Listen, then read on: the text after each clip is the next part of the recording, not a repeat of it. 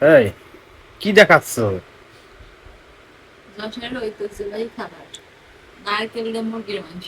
নারকেল দিয়ে মুরগির মাংস। আমি তো জানি একদিন নারকেল দিয়ে মানুষ হাঁসের মাংস খায়, তোমরা আজকে নারকেল দিয়ে মুরগির মাংস, এটা আবার কেমন আমরা কথা? নারকেল দিয়ে হাঁসের মাংসও খাই, মুরগির মাংসও খাই, দেশি মুরগির মাংস। এই কি দেশি মুরগি? ইয়েস। দেন গাইস, আমার বউ মায়ের বাড়ি গেছিল, হ্যাঁ, সে যেদিন যা যা খাইছে সবকিছু আবার একটা করে বাটি ভরে রাখছে।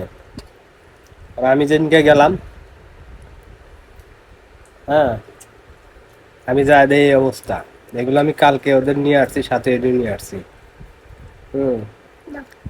আমার এখনো 2-3 দিন না রান্না করলে চলে।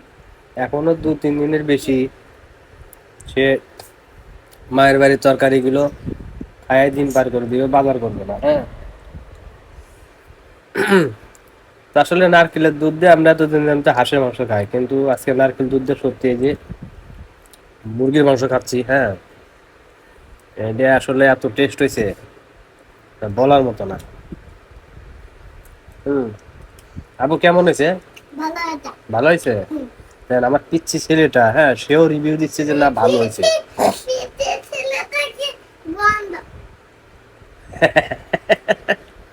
এটা হলো আমার ভবিষ্যৎ রিভিউয়ার।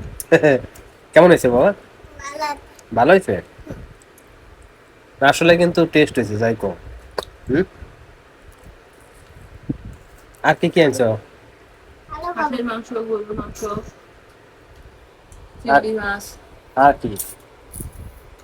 বট ভাজি, ভুড়ি ভাজি। মোটামুটি এক সপ্তাহ বাজার না করলে চলবে।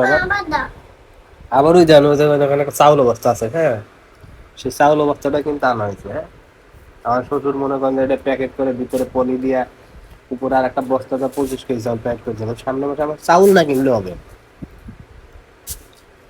আর কি লাগে? মশলাপাতি। মশলাপাতি তো দেশে। মশলাপাতি দিছে একটু দেখছি, মোটামুটি যে মশলা দিচ্ছে তোমার 2 মাস অনায়াসে চলে যাবে।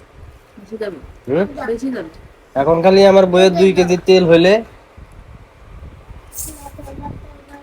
আমার হচ্ছে 2 কেজি ডাল হলে এই মাস পার হয়ে যাবো। ধরো তাহলে আর এই মাসে কিছু লাগবে না। কি লাগবে? কি লাগবে? ও কি সুন্দর রে। হুম। কালকে তো ওল ওল দিয়ে রান্না করে নিয়েছিল তো বলো নাই? হুম। কালকে ওল দিয়ে মুরগি রান্না খাইছি, ওটা মানে যা বললাম কি বলবো, মানে দেখেন কথাই কইতে হচ্ছে না যে এত টেস্ট হয়েছে, যে টেস্টের জ্বালাই মুখটা ঠিক মতো কথাই আসতেছে না। অনেক মজা হয়েছে ওলের না? মাংসটা অনেক মজা হয়েছে।